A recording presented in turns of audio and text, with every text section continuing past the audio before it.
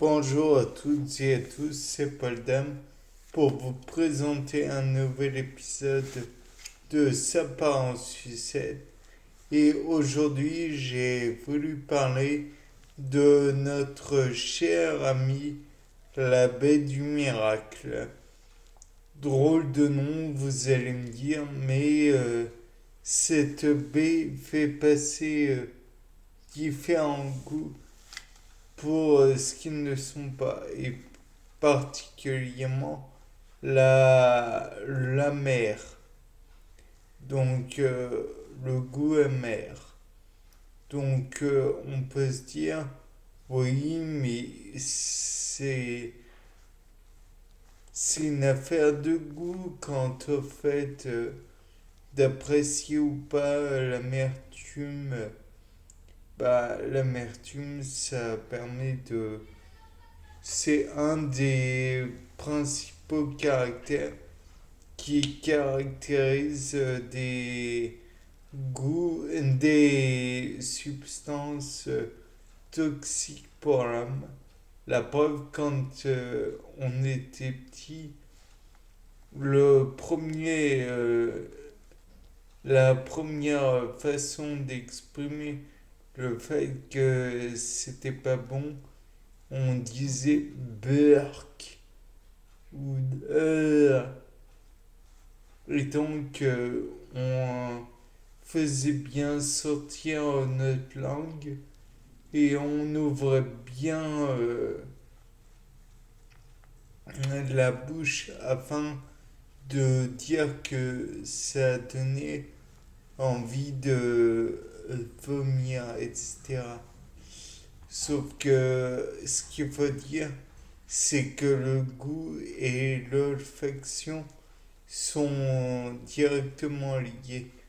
Donc la baie du miracle fait passer le goût amer pour un goût sucré, plaisant, tandis que au niveau de l'olfaction, rien n'est rapporté. Mais peut-être que l'olfaction aussi nous renseigne sur des dangers. Par exemple, le fait que se laissant l'œuf pourri, peut-être que déjà c'est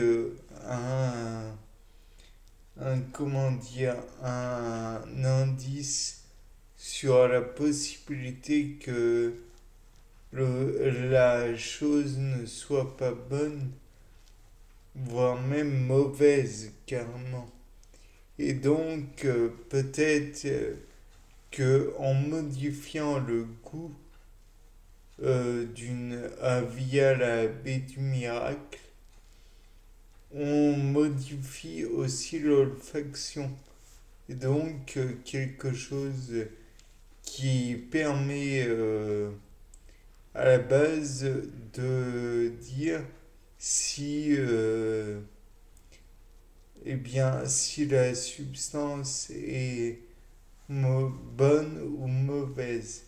Imaginons que si il n'y avait pas de substance odorante pour caractériser le gaz de ville, nous pourrions nous dire oh bah ça ne sent rien donc c'est une bonne chose.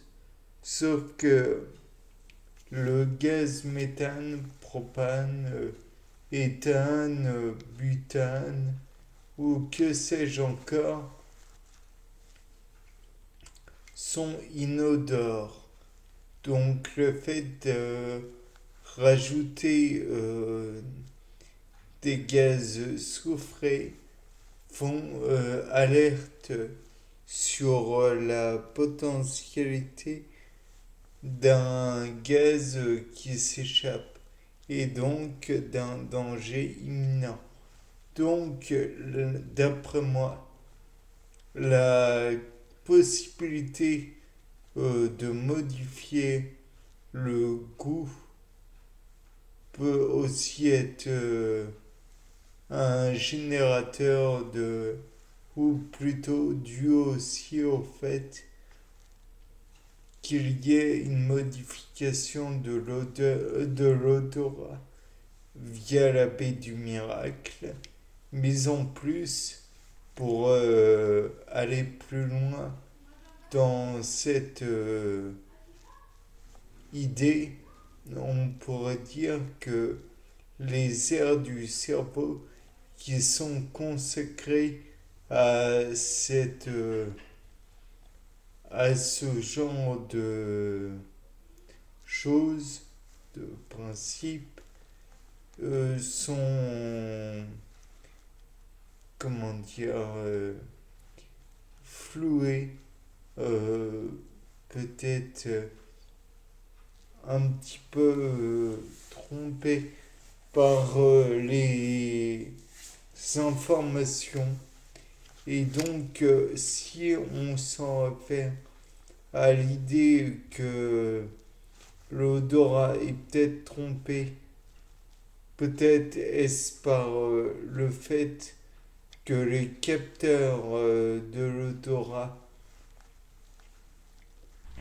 sont modifiés, ou alors si c'est que le goût qui est perturbé, peut-être est-ce les papilles gustatives qui sont modifiées. Et donc, peut-être est-ce dû à un inhibiteur. Et donc, dans ce cas, on peut être, comment dire, on peut être amené à voir quel genre d'inhibition est causé. Et dans ce cas, il serait intéressant de voir quel récepteur est obstrué ou quelle substance est appliquée qui pourrait donner ce goût particulier ou retirer ce goût particulier.